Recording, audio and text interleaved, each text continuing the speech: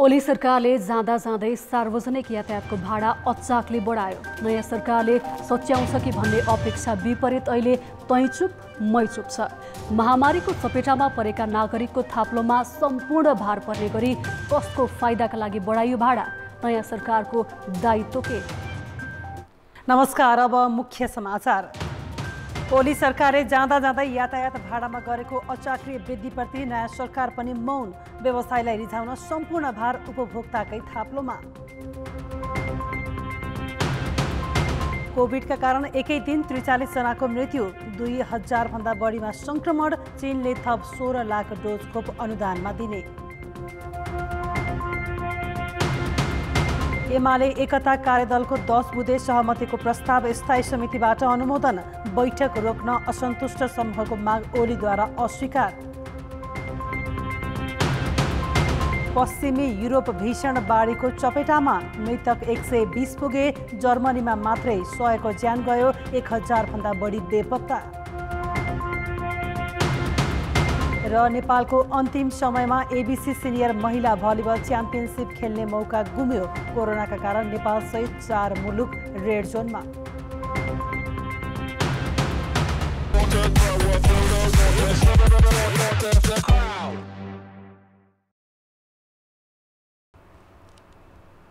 नेकपा एमाले स्थायी समिति बैठकले प्रधानमन्त्री शेरबहादुर देउवाले विश्वासको मत लिन संसदमा प्रस्ताव पेश गरे विपक्षमा मतदान गर्ने निर्णय गरेको छ। पार्टीका सबै सांसदलाई विपक्षमा मतदानका लागि व्हिप जारी गर्ने निर्णय पनि एमाले गरेको छ। ललितपुरको च्यासलमा बसेको बैठकबाट एमाले एकता कार्यदलले तयार पारेको 10 बुँदे प्रस्ताव पनि अनुमोदन गर्दै कार्यान्वयनमा लैजाने निर्णय भएको छ। यो सँगै कार्यदल पनि भङ्ग भएको घोषणा एमाले गरेको छ। बैठकले देउवालाई प्रधानमन्त्री बनाउने सर्वोच्च अदालतको फैसलामा भने असहमति प्रकट गरेको छ। 2078 असार 28 गते सर्वोच्च अदालतको संवैधानिक इजलासबाट प्रतिनिधि सभा विघटन सम्बन्धी मुद्दामा गरिएको फैसलाले नेपालको संविधानको अक्षर र भावना, हामीले अवलम्बन गरेको बहुलवादमा आधारित बहुदलीय प्रतिस्पर्धात्मक संघीय लोकतान्त्रिक गणतन्त्रात्मक संसदीय शासन प्रणाली, शक्ति पृथकीकरण एवं नियन्त्रण र सन्तुलनको सिद्धान्त तथा सार्वभौम सत्ता र राजकीय सत्ता नेपाली जनतामा निहित रहेको संविधानको आधारभूत प्रस्तावनालाई अतिक्रमण गर्दै तिनलाई कमजोर तुल्याएको निष्कर्ष हामीले निकालेका छौँ। माधव नेपाल पक्षका 5 नेताले बैठक स्थगनका लागि गरेको आग्रह भने ओलीले अस्वीकार गरेका थिए।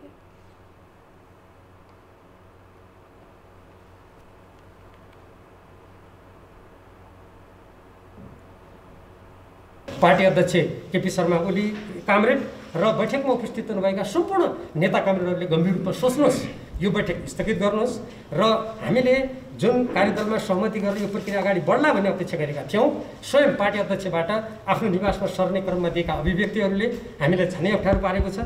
त्यसकारण अलिकति हामीलाई समयको आवश्यकता पर्यो। यो समय हामीलाई दिनुहोस्। आजको बैठक, यो थाई कमिटीको बैठक पनि स्थगित गर्नुहोस्। त्यसपछि संघीय संसदीय दलको बैठक पनि स्थगित गर्नुहोस्।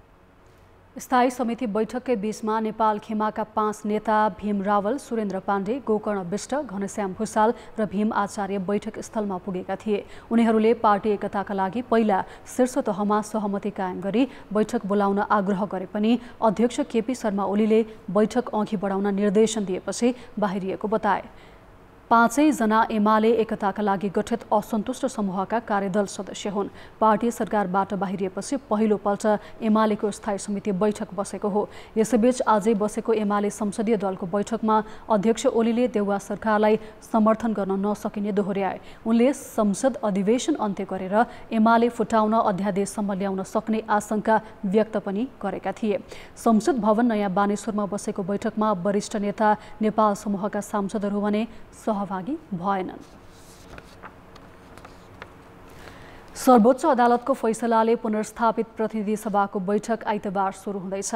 यस पटकको संसद बैठकमा पहिलाको विपक्षी सत्ता पक्षमा हुनेछ भने सरकार गुमाएको एमाले प्रतिपक्षी। तर दलहरूको किचलोले संसदको पहिलो बैठकमै को सत्ता पक्ष र को विपक्षी भन्ने अन्यल हुने देखिएको छ। दोस्रो पटकको पुनर्स्थापनासँगै संसदको बर्खे अधिवेशन साउन 3 गते सुरु हुँदा प्रतिनिधि सभामा दलहरूको संरचना नै फेरिएको हुनेछ। कांग्रेस र माओवादी केन्द्र सत्ता पक्षमा हुनेछन् भने संसदको सबैभन्दा ठूलो दल एमाले विपक्षमा। कांग्रेस सभापति शेरबहादुर देउवालाई प्रधानमन्त्री बनाउन निर्णायक मानिएका जनता समाजवादी पार्टी जसपाको उपेन्द्र यादव पक्ष र एमालेको माधव नेपाल नेतृत्वको असन्तुष्ट समूह प्रतिनिधि सभामा विपक्षी भूमिकामै रहनेछ। अहिले चाहिँ सत्तामा जो संलग्न सहभागी हुनुहुन्छ उहाँहरू सत्ता पक्षको रूपमा हुनुहुन्छ। अब अन्य कुराहरू चाहिँ भरे मन्त्रीमण्डल पुनर्गठन भएर अरू पार्टीको सदस्यहरू पनि थपिनुभयो अथवा समर्थन गर्छौँ भनेर उहाँहरू सत्ता पक्षमा बस्न चाहनुभयो। त्यो जानकारी यदि हाम्रो सचिवालय आयो भने हामी त्यही अनुसार सिटहरू फेरबदल गर्छौँ। अहिले चाहिँ जानकारी भइसकेको छैन। अहिले चाहिँ त्यही सामान्य ढङ्गले तपाईँ हामीले देखे जस्तै किसिमले सत्ता पक्ष प्रतिपक्ष हामी मिलाएर राख्छौँ, उहाँहरू त्यही अनुसार बस्नुहुन्छ। संसदमा देखिने यो अवस्था व्यवहारमा भने फरक हुनेछ। अर्थात् जसपाको यादव पक्षले सरकारलाई विश्वासको मत दिने प्रश्न पारेको छ, तर अर्का अध्यक्ष महन्त ठाकुर समूह विपक्षी बेन्चमा रहँदा निर्वाचन आयोगबाट आधिकारिकता टुङ्गो नलागेको जसपा सिङ्गो दलका रूपमा कुन संरचनामा कसरी अघि बढ्छ भन्ने अझै यकिन छैन। यादव समूह भने सरकारमै सामेल हुने योजनामा छ। जब यो सरकार नै प्रतिगमन विरुद्धको सङ्घर्षको उपजको रूपमा बनेको छ भने अब यो सरकारलाई विश्वासको मत दिने भन्ने प्रश्नै हुँदैन। हामी विश्वासको मत दिन्छौँ र हामीले मात्रै होइन, जसले सर्वोच्च अदालतमा गएर मुद्दा हाल्यो 41 जनाले केही पनि शनाखत होइन।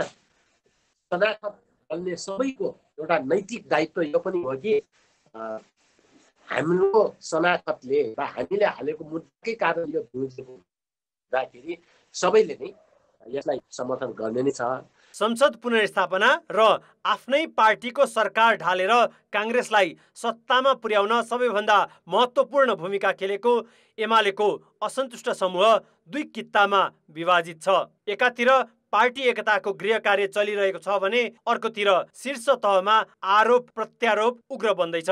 त्यसैले एमाले संसदमा कसरी प्रस्तुत हुन्छ भन्ने चासोको विषय छ।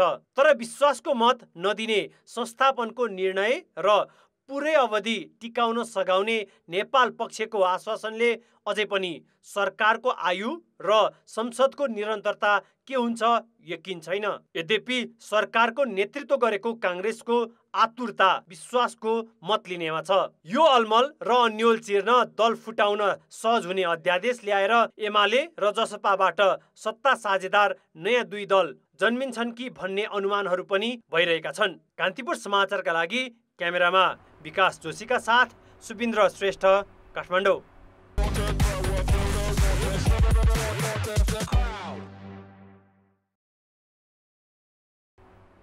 केन्द्रमा संसद छलेर शासन चलाउने प्रवृत्तिलाई सर्वोच्च अदालतले निस्तेज बनाउनु पर्यो। अहिले त्यही केन्द्रमा देखिएको प्रवृत्ति प्रदेश सरकारहरूमा देखिँदैछ। खास गरी बजेट पास गर्न चलिरहेको संसद रातारात अन्त्य गरेर कर्णाली र लुम्बिनी प्रदेश सरकारले अर्को तमासा देखाएका छन्। लुम्बिनी प्रदेशका मुख्यमन्त्री शङ्कर पोखरेल सामाजिक सञ्जालमा विधि, पद्धति र राजनीतिक संस्कारबारे निरन्तर लेखिरहन्छन्। तर उनी आफै भने आफ्नो सत्ता जोगाउनका लागि न विधि मानिरहेका छन् न पद्धति। यतिसम्म कि प्रदेश सभामा आफू अल्पमतमा पर्दा समेत सत्ता जोगाउन बजेटका लागि अध्यादेशको बाटो रोजिरहेका छन्। सत्ता पक्ष नै भएर बजेट पास गर्न नसकेपछि सदन छाडेर भाग्नेदेखि मध्यरातमा अधिवेशन अन्त्य गरेर भए पनि पोखरेल संसदीय मर्यादा र पद्धतिको खिल्ली उडाइरहेका छन्। यो सरकारलाई वैधानिक हिसाबले पुष्टि गर्नुहोस् भनेर हामीले 1 महिनादेखि भनेका छौँ, तर उहाँहरूले पुष्टि गर्न पनि सक्नु भएन।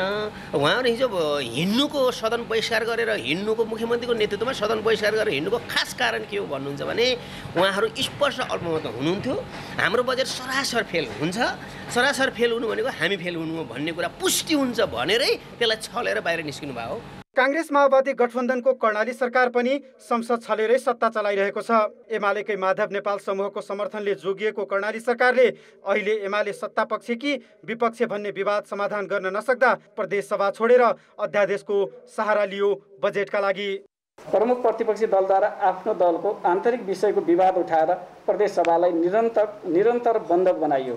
सत्ता पक्षका काम कारबाहीहरूको विरोध र अवरोध गर्ने प्रतिपक्षको धर्म जस्तै ठानिन्छ। तर प्रतिपक्षको यस्तो प्रवृत्तिलाई बहाना बनाएर प्रदेश सभा अनिर्णयको बन्दी बन्यो र औपचारिकतामा सीमित भयो। संघीय संरचनामा गएपछि पहिलो पटक बनेका प्रदेश सरकारले थिति बसाल्नुपर्नेमा अधिकांश पालै पालो बेथितिको चाङ बढाइरहेका छन्। संसदलाई छोडेर यहाँ सञ्चालन भइरहेको संसदलाई चाहिँ अवमूल्यन गरेर बजेट ल्याउने या अन्य क्रियाकलाप गर्ने कामलाई संसदीय मूल्य र मान्यता अनुरूपको हो भनेर भन्न सक्ने परिस्थिति देखिँदैन। अब आफूलाई जुन संसदले निर्वाचित बनायो, जुन संसदप्रति संविधान त आफू जवाफदेही रहनुपर्छ, जनताप्रति जवाफदेही रहनुपर्छ, त्यही संसदलाई छरेर काम गर्ने प्रवृत्ति चाहिँ गैर जिम्मेवार पूर्ण काम हो।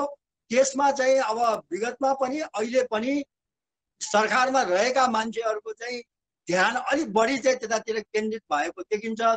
सत्ता टिकाउन र गिराउन केन्द्रदेखि प्रदेशसम्मै संसदीय मर्यादाका सामान्य सीमारेखाभित्र समेत बस्न नखोज्ने प्रवृत्ति व्यवस्थाकै लागि घातक सिद्ध हुन सक्नेछ। कान्तिपुर समाचारका लागि सुर्खेत र बुटोल सहकर्मीका साथ डिपी उपाध्याय, काठमाडौँ। यातायातको भाडा सामान्य बढ्दा पनि त्यसले भान्सा समय असर पर्छ। केपी ओली सरकारले जाँदा जाँदै उपभोक्ताले चौतर्फी महँगीको मार सहनु पर्ने गरी एकैपटक 28% भाडा बढाइदिए। महामारी र बेरोजगारीको दोहोरो चपेटामा रहेका उपभोक्ताको पक्षमा अहिले कुनै दलले मुख खोलेका छैनन्। हुँदा नयाँ सरकारले समेत जनतालाई राहत दिन भन्दा अघिल्लो सरकारको निर्णयप्रति मौनता साधेर उपभोक्तामाथिको ज्यादतीलाई मान्यता दिएको छ। यसअघि वीरगन्जबाट काठमाडौँमा एक ट्रक सामान ल्याउँदा ढुवानी बापत 20,000 रुपियाँ खर्च हुन्थ्यो, तर अब न्यूनतम 25,500 तिर्नुपर्छ। वीरगन्जबाट पोखरामा प्रतिटन भाडा 18,500बाट न्यूनतम 23,000 पुगेको छ। सरकारले बुधबारदेखि लागू हुने गरी ढुवानी र लामो दूरीमा यात्रु बोक्ने गाडीको भाडा 28% बढाएको हो, जसअनुसार काठमाडौँबाट बैतडी जाने यात्रुले 2,238 रुपियाँ भाडा तिर्नुपर्छ। यस अगाडि 1,784 रुपियाँ तिरे पुग्थ्यो। लामो दूरीका सबै गन्तव्यको भाडा बढाइएको छ। एसी सुविधा भएका र डिलक्स बसले सरकारले तोकेको भाडाका अतिरिक्त 20% असुल्छन्। एकैपटक यति धेरै भाडा बढाएपछि सरकारमाथि यातायात व्यवसायीको स्वार्थमा लागेको आरोप लागेको छ। विभिन्न बाहना बनाएर यो अन्यायपूर्ण तरिकाले गरेको जुन भाडा वृद्धि छ, दुनियाँमा हेर्नुहुन्छ भने 10%, 12% हाराइभन्दा बढ्दैन। हामी कहाँ एकैपटक जुन 28%सम्म 25% 28%सम्म भाडा वृद्धि गर्ने काम गरेको छ, यो पूर्ण रूपमा गैर कानुन छ। यसलाई सरकारले तुरुन्तै फिर्ताले चलाउने काम गर्नुपर्छ। खास गरी ढुवानी भाडा बढ्दा त्यसको सबैभन्दा बढी असर उपभोग्य वस्तुमा पर्छ। सबै उपभोग्य वस्तु महँगिन्छन्। उपभोक्ताले महँगीको मार सहनुपर्छ। भाडा वृद्धिको असर भान्सासम्मै पर्नेछ। निर्माणजन्य सामग्रीको भाउ पनि बढ्छ। यसले सरकारी आयोजनाको लागत पनि बढ्छ। वस्तुको मूल्यमा ढुवानीको हिस्सा 20%सम्म हुन्छ। कोभिडका कारण यातायात क्षेत्र नराम्ररी थलिएको छ।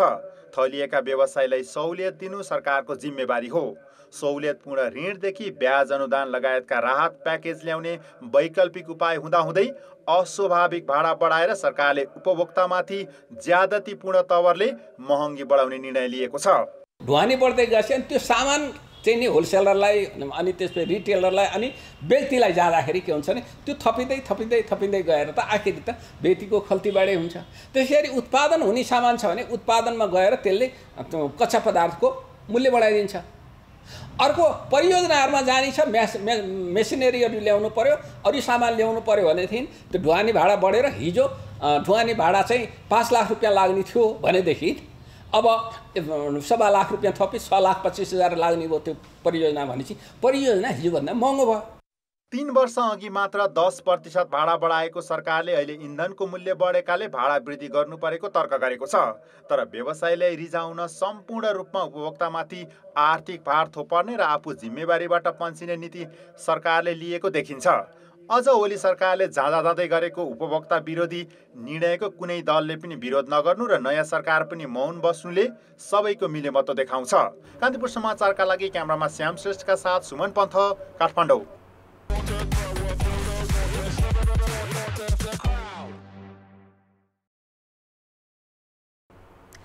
पूर्व पश्चिम महेन्द्र राजमार्ग हुँदै काठमाडौँ र पोखरा पुग्ने यात्रुवाहक सवारीका साधनसँग बाटोका प्रहरी युनिटहरूले मोटो रकम असुलिरहेका छन्।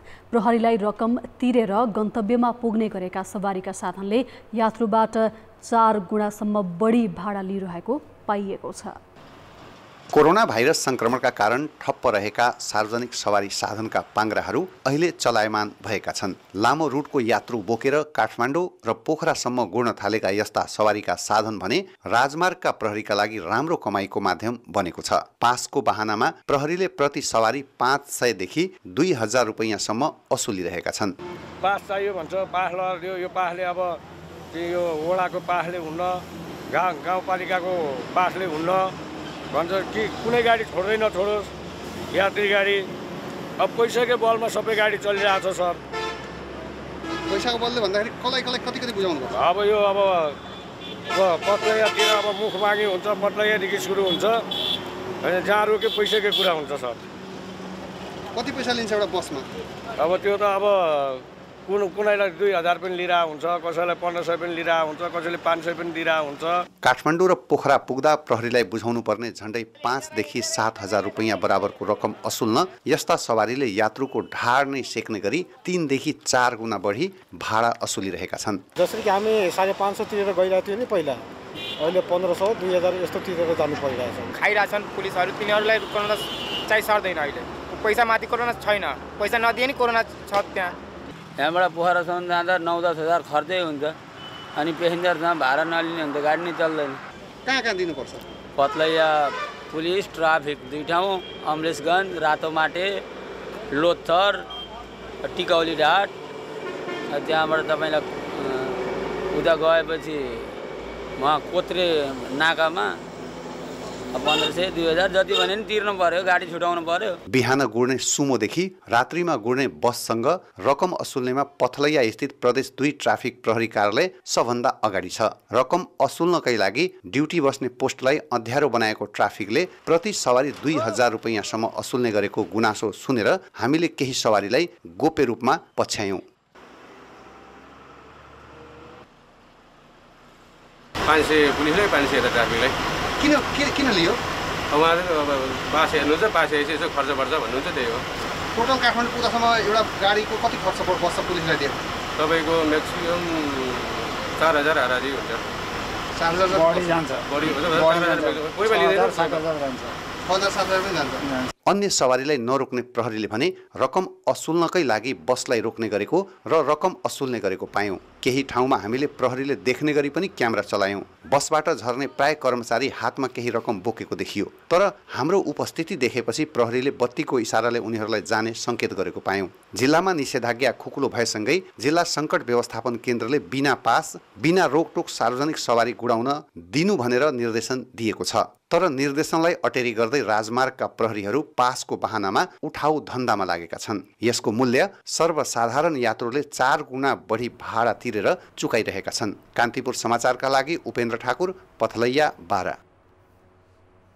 कोभिडका कारण पछिल्लो 24 घण्टामा 43 जनाको मृत्यु भएको छ। कोभिडले अहिलेसम्म मृत्यु हुनेको सङ्ख्या 9500 नाघेको छ। स्वास्थ्य मन्त्रालयका अनुसार पछिल्लो 24 घण्टामा 9600 भन्दा बढीको PCR परीक्षण गर्दा 2006 जनामा कोभिड पुष्टि भएको छ। 4500 जनाको एन्टिजेन परीक्षण गर्दा 20% भन्दा बढीमा सङ्क्रमण देखिएको छ। आज काठमाडौँ उपत्यकामा मात्रै 541 सङ्क्रमित थपिएका छन्। यस्तै सुनसरीमा 284, मोरङमा 246, झापामा 151 र कास्कीमा 168 जनामा कोभिड पुष्टि भएको छ। कोभिडका 27000 सक्रिय सङ्क्रमित मध्ये 750 आइसियु र भेन्टिलेटरमा उपचाररत छन्। यस्तै आज 1775 जना सङ्क्रमण मुक्त भएको मन्त्रालयले जनाएको छ। चीनले नेपाललाई थप 16 लाख मात्रा खोप सहयोग गर्ने भएको छ। नवनियुक्त प्रधानमन्त्री शेरबहादुर देउवालाई बधाई ज्ञापन गर्न पुगेकी नेपालस्थित चिनिया राजदूत हो यान्चीले चीन सरकारका तर्फबाट थप 16 लाख मात्रा खोप अनुदानमा उपलब्ध गराउने जानकारी दिएकी छन्। चीनले यसअघि 18 लाख मात्रा खोप अनुदानमा दिइसकेको छ। यसबाहेक नेपालमा चरम सङ्कट भएका बेला चीनले 40 लाख मात्रा खोप आपूर्तिमा सहजीकरण गरेको छ। नेपालले खरिद गरेको त्यो खोप चरणबद्ध रूपमा नेपाल भित्रिरहेको छ। कोभिड विरुद्धको खोप वितरणमा अनियमितताका गुनासो बढेको छ। स्वास्थ्य मन्त्रालयले तोकेको उमेर समूहका कतिपयले घण्टौं लाइन बस्दा पनि नपाएपछि खोप वितरणलाई लिएर प्रश्न उठाएका छन्। आफ्ना कर्मचारीमाथि पहुँचका आधारमा तथा रकम लिएर खोप लगाइदिएको आरोप लागेपछि वीर अस्पतालले छानबिन थालेको छ। प्रशासनले सरकार लगाएको छ, भित्र मान्छेलाई छिराएर अनि अहिले आएर कार्ड छैन, खोप लगाउने कार्ड छैन भन्न कतिसम्म कानुनी काम गर्छ भन्ने कुरो प्रश्न भएको छ। यो काठमाडौँको वीर अस्पताल परिसरको शुक्रबारको दृश्य हो। बिहानदेखि लाइन लागे पनि खोप लगाउने पालो नआएको भन्दै यिनीहरू नाराबाजीमा उत्रिएका हुन्। कर्मचारीले पहुँचवालालाई भित्रभित्रै खोप लगाइदिएकाले आफ्नो पालो नै नआएको यिनीहरूको गुनासो छ। त्यति मात्र होइन, अस्पताल कर्मचारीमाथि खोप बेचेको आरोप लागेको छ। 2 जना अहेबमाथि लाइनमा बसेका लक्षित वर्गलाई पालो अनुसार खोप लगाउन छोडेर रकम बुझाउनेलाई लगाइदिएको आरोप लागेपछि अस्पताल व्यवस्थापनले छानबिन थालेको छ। अहिलेको आरोपको पनि हामीले त्यसको छानबिन गर्दैछौँ र त्यसको चाहिँ प्रतिवेदन चाहिँ केही समयमा आइहाल्छ। केही दिनमा हामी त्यसलाई प्रकाशित गर्छौँ। वीरका अहेबले निःशुल्क लगाइदिनुपर्ने खोप बेचेको हो होइन र हो भने कति रकम लिएका हुन् भन्ने खुल्न बाँकी छ। कर्मचारीमाथि रकम लिएर भित्रभित्रै खोप लगाएको आरोप अन्य अस्पतालका कर्मचारीमाथि पनि लागिरहेको छ। खास गरी 7 घण्टासम्म लाइन बस्दा पनि लक्षित समूहका कतिपयले खोप पाउन नसकेपछि यस्तो आरोप बढेको हो। कतिपय खोप केन्द्रले लाइनमा बसेका न्यून नागरिकलाई लगाए लगत्तै खोप सकिएको भन्ने गरेकाले पनि रकम लिएर भित्रभित्र लगाइदिने गरेको आरोपमा बल पुगेको छ। यसतर्फ मन्त्रालयले चासो भने दिएकै छैन। सर्वसाधारण सबैजनाले खोप निःशुल्क रूपमा पाउने गरी सरकारले सुनिश्चितता गरेको अवस्था छ। यस्तोमा हामी आत्तिएर हतारिएर शुल्क तिर्ने अथवा त्यसरी आफ्नो पालो भन्दा बाहेक पालो मिचेर खोप लगाइदिने खालको वातावरण नबनाइदिनु हुन, त्यस्तो दबावहरू नदिनु हुन र शुल्क तिर्ने कामहरूलाई पनि प्रेरित नगर्नु हुन हामी सबैलाई अनुरोध गर्छौँ। र कुनै कर्मचारीहरूबाट त्यस्तो हुन गएको रहेछ, गरेका रहेछन् भने उहाँहरू स्वाभाविक रूपमा नियम अनुसार कानुनको दायराभित्र आउनुहुन्छ। खोप भित्रभित्रै लगाइरहेको आशंकामा स्वास्थ्य कार्यालयको शुक्रबारको यो सूचनाले पनि बल पुर्याएको छ। उसले मौजदात सकिएको कारण जनाएर काठमाडौँमा भोलिको खोप अभियान स्थगित गरेको छ। कान्तिपुर समाचारका लागि क्यामेरामा मुरारी घिमिरेका साथ कृपाल गौतम, काठमाडौँ। राष्ट्रिय मानवाधिकार आयोगले वैदेशिक रोजगारीमा जाने श्रमिकका लागि खोपको सुनिश्चितता गर्न सरकारसँग आग्रह गरेको छ। आयोगले कतार, साउदी अरेबिया लगायत नेपालीका प्रमुख श्रम गन्तव्यमा खोप नलगाई प्रवेश गरेका श्रमिकलाई अनिवार्य क्वारेन्टिन बस्नुपर्ने, PCR परीक्षण गर्नुपर्ने, नेगेटिभ आए पनि क्वारेन्टिनमा रहनै पर्ने जस्ता मापदण्डले बढी आर्थिक भार बढ्ने भएकाले तत्काल खोप दिन भनेको छ। गन्तव्य देश जानुअघि स्वदेशमै एकपटक मात्र लगाए हुने र गन्तव्य मुलुकले समेत मान्यता दिएको खोप लगाउने वा अन्य वैकल्पिक व्यवस्था गर्न आयोगको सुझाव छ। साथै महामारीका बेला गन्तव्य मुलुकमा श्रमिकलाई पर्न सक्ने कठिनाई न्यूनीकरणका लागि आवश्यक सहजीकरण गर्न पनि आयोगले आग्रह गरेको छ। एकतर्फी रूपमा करार भङ्ग गर्ने, बेतलबी बिदामा बस्न बाध्य पार्ने, कामबाट निष्कासन गर्ने, पूरा तलब सुविधा नदिने, जबरजस्ती श्रममा लगाउने, मापदण्डभन्दा बढी समय वा जोखिमयुक्त काममा लगाउने लगायतका तथा तथ्य स्मरण गराउँदै आयोगले उद्धार, स्वदेश फिर्ती तथा पुनः एकीकरण गराउन सरकारलाई भनेको छ। नेपाली कांग्रेसले क्रियाशील सदस्यको टुङ्गो लगाएको जनाएको छ। प्रधानमन्त्री निवास बालुवाटारमा आज बसेको पदाधिकारी बैठकमा क्रियाशील सदस्यता छानबिन समितिका संयोजक रमेश लेखकले क्रियाशील सदस्यको टुङ्गो लगाएको जानकारी गराएका हुन्। समितिले सप्तरी र बाराको विवादमा पार्टी नेतृत्वलाई नै निर्णय लिन सुझाएको छ। समितिले यस सम्बन्धमा 2 दिनभित्र पार्टी सभापति शेरबहादुर देउवालाई प्रतिवेदन बुझाउनेछ। आदरणीय सभापतिजी, सम्माननीय प्रधानमन्त्रीजीको कार्यव्यस्तताको पनि विषय हुने भयो। त्यसो भएको हुनाले भोलि पर्सि जुन दिन उहाँलाई फुर्सद हुन्छ हामी प्रतिवेदन बुझाउँछौँ भनेर भनेका छौँ र क्रियाशील सदस्यता सम्बन्धी काम टुङ्गोमै पुग्ने स्थिति भएको छ भने निर्वाचनसँग सम्बन्धित काम पनि अगाडि बढेको छ। पदाधिकारी बैठकले निर्धारित मितिमा महाधिवेशन गर्ने गरी तयारी थाल्ने निर्णय गरेको छ। कांग्रेसको 14औं महाधिवेशन भदौ 16 गतेदेखि 19 गते काठमाडौँमा गर्ने तालिका छ।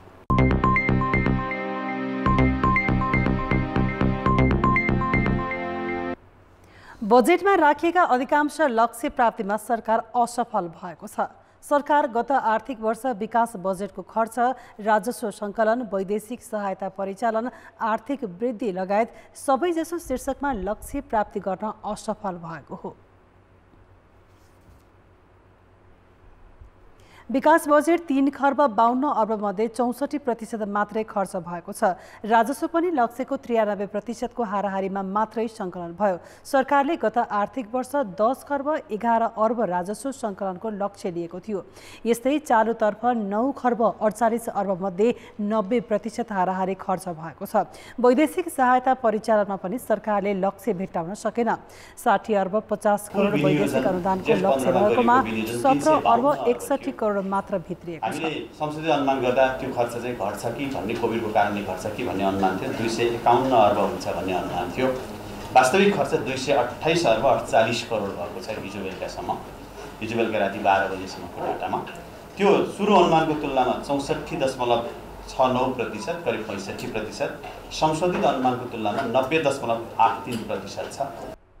सरकारले 7% आर्थिक वृद्धिको लक्ष्य लिएकोमा केन्द्रीय तथ्याङ्क विभागले यसअघि नै वृद्धि दर 2.1% मा सीमित हुने बताइसकेको छ। आन्तरिक ऋण भने लक्ष्य अनुसार नै उठाइएको छ। 2 खर्ब 25 अर्बको लक्ष्यमा सरकारले 2 खर्ब 24 अर्ब आन्तरिक ऋण उठाएको छ।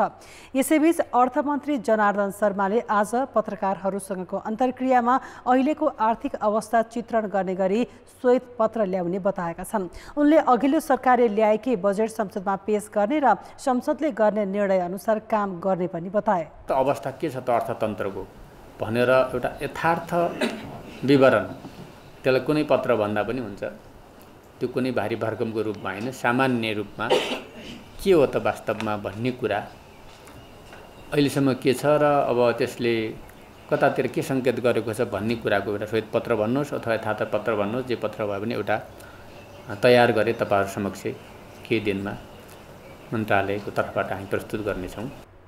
अघिल्लो सरकारले जेठ 15 मा अध्यादेश मार्फत बजेट ल्याएको थियो। उच्च अदालत पाटनमा राजस्व छलेको मुद्दाको बिगो 41 अर्ब नागेको छ। पाटन उच्च अदालतमा राजस्व अनुसन्धान विभागले राजस्व छलेर राज्यलाई छलेको अभियोगमा विभिन्न व्यापारी र तिनका फर्म विरुद्ध दायर गरेको मुद्दामा 41 अर्ब 4 करोड 3 लाख रुपियाँ बराबरको बिगो पुगेको हो। यो झण्डै 100 मेगावाट बिजुली उत्पादन गर्न मिल्ने रकम हो। अदालतले वार्षिक प्रगति विवरण सार्वजनिक गर्न आयोजित कार्यक्रममा दिएको जानकारी अनुसार 516 जना अभियुक्तले राज्यकोषमा जम्मा हुनुपर्ने यो रकम चुहावट गरेको अभियोग छ। अभियुक्त 269 जना मात्रै अदालतमा हाजिर भएका छन् भने 247 अझै फरार छन्। राजस्वतर्फ मात्रै हाम्रो यो 41 अर्ब 4 करोड 36 लाख 31,079 रुपियाँ चाहिँ हाम्रो राजस्वको मात्रै उठाउनु पर्ने कर हो, के भन्छ त्यसलाई, बिगो हो होइन। अनि जस्तै राज्यले हाम्रो न्यायपालिकालाई अनुत्पादित क्षेत्र भनेर भन्छ, तर हाम्रो एउटा अदालतले मात्रै राजस्वतर्फ पनि यति उठायो भने उसले सरकारले न्यायपालिकालाई दिएको बजेटभन्दा यसमा धेरै आउँछ भनेपछि कति उत्पादित क्षेत्र हो न्यायपालिका भन्ने कुरा पनि सरकारले बुझ्नु जरुरी हुन्छ। राजस्व छली सम्बन्धी गएको 1 वर्षमा दर्ता भएका 58 र अघिल्ला वर्षका 71 मुद्दा गरी जम्मा 129 मुद्दा पाटन उच्च अदालतले हेरेको देखिन्छ। तीमध्ये यो वर्ष फैसला भने 12 वटा मात्रै भएका छन्। एउटा मुद्दाको बिगो 1 अर्ब रुपियाँसम्म रहेको अदालत प्रशासनले जनाएको छ। फरार अभियुक्त मध्ये 231 जना स्वदेशी हुन् भने 16 जना विदेशी छन्। काठमाडौँ उपत्यकामा डुबानको समस्या बढेको छ। खास गरी नदी किनारका क्षेत्र र होचा स्थान केही बेर वर्षा हुनासाथ डुबानमा पर्ने गरेका हुन्। तर डुबानको समस्या समाधानका लागि सरकारी निकायको ध्यानै छैन। एकले अर्को निकायलाई देखाएर उम्किने प्रवृत्ति छ। यो दृश्य बल्खु स्थित बागमती करिडोरको हो। वर्षाले नदीमा पानीको सतह बढेपछि करिडोरमा गाडी नै डुबाएको हो। 2 साता अघि मानिससहित गाडीलाई डुबानबाट निकाल्न प्रहरी खटाउनु पर्यो। वर्षाले डुबानको समस्या भएको बल्खुमा मात्र होइन, काठमाडौँ उपत्यकाका अधिकांश स्थान वर्षापछि जलमग्न हुने गरेका छन्। खास गरी अनामनगर, मैतीदेवी, पुतली सडक, सुन्धारा, जमल, बालुवाटार, चुचेपाटी, कुमारीपाटी क्षेत्रका सडक सवारी साधन चलाउनै नसकिने गरी जलमग्न पुग्न हुने गरेका हुन्। उपत्यकाका कतिपय मुख्य र सहायक सडकमा घर र पसलभित्रै पानी पस्ने गरेको छ। उपत्यकामा ढल व्यवस्थापनको जिम्मा काठमाडौँ उपत्यका खानेपानी लिमिटेडको ढल व्यवस्थापन महाशाखालाई दिइएको छ। उसले सडक विभाग र काठमाडौँ महानगरले आफूसँग समन्वय नगरी जथाभावी रूपमा सडक बनाउने गरेकाले वर्षामा यस्तो समस्या दोहोरिने गरेको बताएको छ। विभिन्न अर्गनाइजेसनहरूले आफ्नो आफ्नो तरिकाले चाहिँ ढल बनाइराखेको हुन्छ। सानो क्षेत्रलाई मात्रै कन्सिडर गरेर उहाँहरूले अथवा चाहिँ त्यस्तो बनाइने चलन छ। पूर्ण रूपमा काठमाडौँ उपत्यकाको सम्पूर्ण अध्ययन चाहिँ एउटै निकायबाट गरेर अनि त्यसको एउटा मास्टर प्लान तयार गरेर चाहिँ अगाडि बढ्यो भने मात्रै यो समस्या समाधान हुन्छ। अब कुनै एउटा पुतली सडक क्षेत्र अथवा जङ्गल क्षेत्र अथवा चाहिँ कुनै एक ठाउँमा चाहिँ कन्सन्ट्रेट गरेर हामीले समाधानतिर लाग्यो भने चाहिँ त्यो समस्या चाहिँ पछिसम्म बल्झिरहेको छ।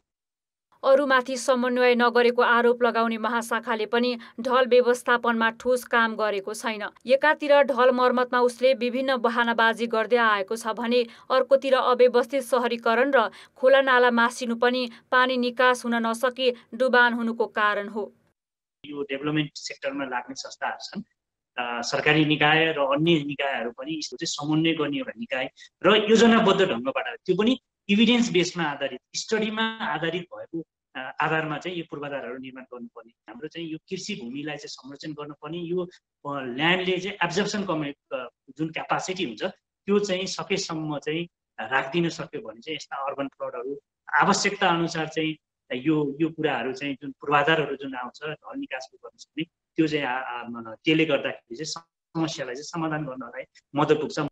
भएका खोला साँगुरो पारिनु, जमिन कङ्क्रिटयुक्त संरचनाले भरिनु तथा भरपर्दो ढल निकास नहुनु लगायत कारण वर्षायाममा पानीको व्यवस्थापन चुनौतीपूर्ण बनेको छ।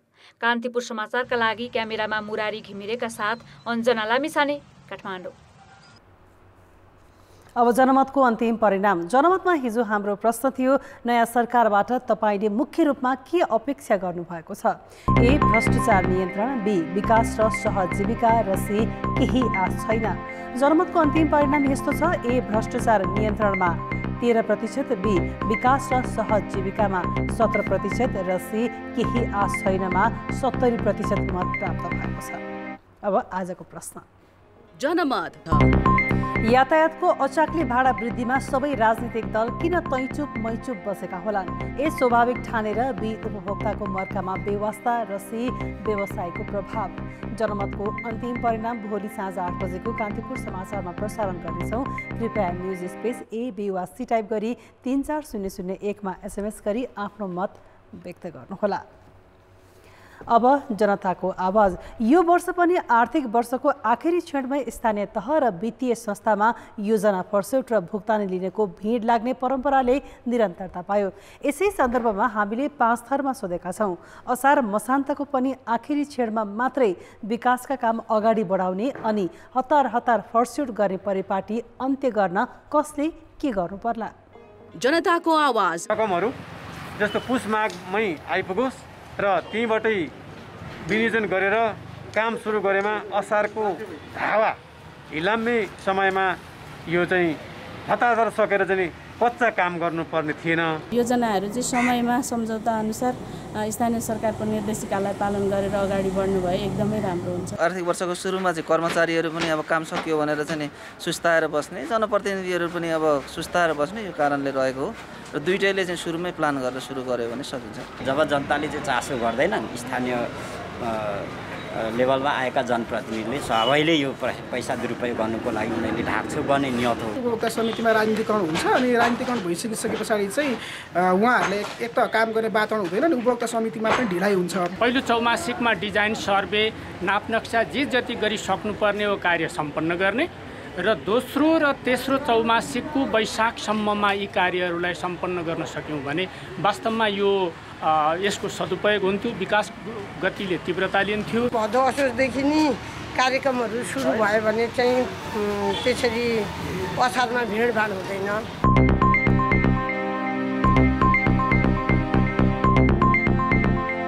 खेलकुद समाचार। नमस्कार, कान्तिपुर खेलकुद समाचारमा स्वागत छ। नेपालले फिलिपिन्समा आयोजना हुने ABC सिनियर महिला भलिबल च्याम्पियनसिप खेल्न नपाउने भएको छ। भदौ 13 देखि 18 सम्म हुने प्रतियोगितामा आयोजक फिलिपिन्सले कोरोनाका कारण नेपाललाई रेड लिस्टमा राखेपछि प्रतियोगिताबाट हटाएको हो। यसको अर्थ अब प्रतियोगितामा 8 टिमको मात्र सहभागिता रहनेछ। यो प्रतियोगितामा सुरुवातमा 17 टिमले खेल्ने बताए पनि बीचमा 5 टिमले नाम फिर्ता लिएपछि 12 टिमको नाम पक्का भएको थियो। तर एबिसीले तालिका सार्वजनिक गर्दा नेपाल चाहिँ जापान, हङकङ र भारतको नाम उल्लेख गरेको छैन। नेपालले पहिलोपटक एबिसी सिनियर महिला भलिबल च्याम्पियनसिपमा सहभागिता जनाउने योजना बनाएको थियो, जसका लागि महिला भलिबल टिमले तयारी पनि गरिरहेको थियो।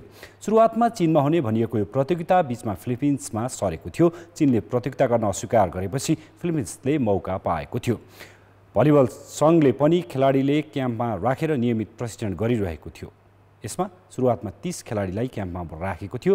दोस्रो चरणमा 9 खेलाडीलाई हटाउँदै 18 खेलाडीमा झारेको थियो। प्रतियोगिताका लागि अन्तिम चरणमा 12 खेलाडी छनौट गर्ने योजना थियो। आइसिसी पुरुष T20 विश्वकप क्रिकेटको समूह विभाजन गरिएको छ।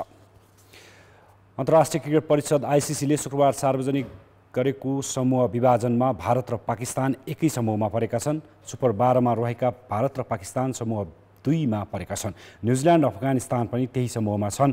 पहिलो राउन्डको समूह B को विजेता र समूह A को उपविजेता पनि यही समूहमा स्थान बनाउनेछन्। यस्तै समूह 1 मा इङ्ल्यान्ड, अस्ट्रेलिया, दक्षिण अफ्रिका र वेस्ट इन्डिज छन्। पहिलो राउन्डको समूह A को विजेता र समूह B को उपविजेता यस समूहमा पर्नेछन्।